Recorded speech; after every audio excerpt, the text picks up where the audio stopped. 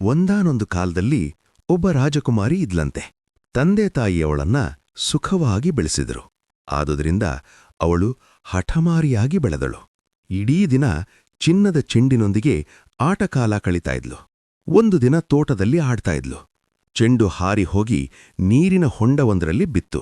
ಹೊಂಡ ಆಳವಾಗಿತ್ತು. ಸಖಿಯರಿಗೆ ಇಳಿದು ಆ ಚೆಂಡನ್ನ ತರಲಾಗ್ಲಿಲ್ಲ. ಚೆಂಡು ಕಳೆದೇ ಹೋಯಿತು ಅಂತ ರಾಜಕುಮಾರಿ ಹೋ ಅಂತ ಅಳೋಕ್ ಶುರು ಮಾಡಿದ್ಲು. ಅಷ್ಟ್ರಲ್ಲಿ ಯಾಕಳ್ತಾ ಇದೀಯಾ?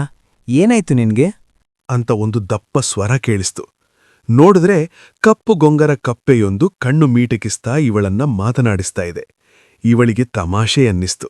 ಕಪ್ಪೆ ಮಾತಾಡೋದು ಅಂದ್ರೇನು ಅಲ್ವಾ? ಇವಳೆಂದೂ ಮಾತಾಡೋ ಕಪ್ಪೆನ ಕಂಡದ್ದಿಲ್ಲ.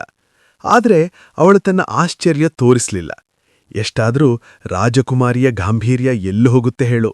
ನನ್ನ ಚೆಂಡು ಅಲ್ಲಿ ಬಿದ್ದಿದೆ, ಅದಕ್ಕೆ ಅಳ್ತಾ ಇದ್ದೀನಿ. ಸರಿ, ನಾನು ಚೆಂಡು ಎತ್ತಿಕೊಡ್ತೀನಿ. ಆದ್ರೆ ನೀನು ನನ್ನ ಮದುವೆ ಆಗಬೇಕು. ಒಪ್ಪಿದ್ರೆ ಇದೋ ಚೆಂಡು ತಂದೆ.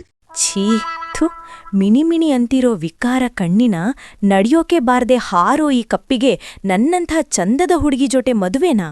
ಆದ್ರೂ ಚೆಂಡು ನೇಕಲ್ವಾ? ಸರಿ ಅಂದ್ರಾಯ್ತು, ಮತ್ತೆ ನೋಡೋಣ ಅಂತೆಲ್ಲ ಯೋಚನೆ ಮಾಡಿದಳು ರಾಜಕುಮಾರಿ. ಹಾಗಂತಲೇ ಸರಿ, ಒಪ್ಪಿದೆ ನಿನ್ನ ಷರತ್ತಿಗೆ ಅಂದಳು. ಕೂಡ್ಲೇ ಚಂಡನ್ನೆತ್ತಿಕೊಂಡು ಚಂಗಂತ ಮೇಲೆ ಬಂತು ಕಪ್ಪೆ. ಇವಳು ಚಂಡನ್ನ ಅದರ ಕೈಯಿಂದ ಕಿತ್ಕೊಂಡವಳೇ ಅರಮನೆ ಕಡೆ ಓಟಕ್ಕಿದ್ದಳು. ಕಪ್ಪೇನೂ ಸಾಮಾನ್ಯಕ್ಕಿರ್ಲಿಲ್ಲ. ಹಾರಿ ಹಾರಿ ರಾತ್ರಿ ಊಟದ ಹೊತ್ತಿಗೆ ಅರಮನೆ ಸೇರಿಕೊಳ್ತು. ರಾಜ, ರಾಣಿ, ರಾಜಕುಮಾರಿ ಊಟಕ್ಕೆ ಕೂತಿದ್ರು.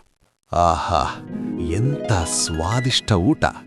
ನನಗಂತೂ ಬಾಯಲ್ಲಿ ನೀರು ಸುರಿತಾ ಇದೆ ಅಂತ ಅನ್ನುತ್ತಾ ಮೇಜಿನ ಮೇಲೆ ಹತ್ತಿ ಕೂತೇ ಬಿಡ್ತು. ರಾಜ ರಾಣಿಯರಿಗೆ ಆಶ್ಚರ್ಯ. ಕಡೆಗೆ ನಡೆದ ವಿಷಯ ತಿಳಿದು ಮಗಳನ್ನು ಚೆನ್ನಾಗಿ ಬೈದರು. ಕೊಟ್ಟ ಮಾತಿಗೆ ತಪ್ಪೋದು ನಮ್ಮ ಮನೆತನದವರ ಲಕ್ಷಣ ಅಲ್ಲ. ನೀನೀಗ ಕಪ್ಪೇನ ಮದುವೆ ಆಗ್ಲೇಬೇಕು ಅಂದ್ರು. ನಾಳೇನೇ ಮದುವೆ ಅಂತ ನಿರ್ಧಾರ ಮಾಡಿದ್ರು. ಹೀಗೆ ರಾಜಕುಮಾರಿಗೂ ಕಪ್ಪೆಗೂ ಮದುವೆ ಅಂತ ಆಯಿತು. ಕಪ್ಪೆಗೆ ಅಳಿಯನ ಸಮ್ಮಾನ ನಡೀತು. ಬೆಳ್ಳಿ ತಟ್ಟೇಲಿ ಊಟ ತಂದಿಟ್ರು. ಹಣ್ಣಿನ ರಸ ಬಂತು. ಕಪ್ಪೇನು ಸುಮ್ನಿರ್ಲಿಲ್ಲ. ಅಳಿಯನ ಜೋರು ತೋರಿಸ್ತು. ರಾಜಕುಮಾರಿಗೆ ಅದು ಬಡಿಸು, ಇದು ಬಡಿಸು, ನೀರುತ, ಚಮಚ ಬಿದ್ದು ಹೋಯಿತು, ಎತ್ತಿಕೊಡುವಂತೆಲ್ಲ ಅಧಿಕಾರ ಚಲಾಯಿಸ್ತು. ಊಟ ಮುಗಿಸಿದ ಕಪ್ಪೆಗೆ ಒಳ್ಳೆ ಹೂವಿನಂತ ಹಾಸಿಗೆ ಹಾಸಿಕೊಟ್ರು. ಖುಷಿ ಖುಷಿಯಿಂದ ಕಪ್ಪೆ ನಿದ್ದೆ ಮಾಡಿತು.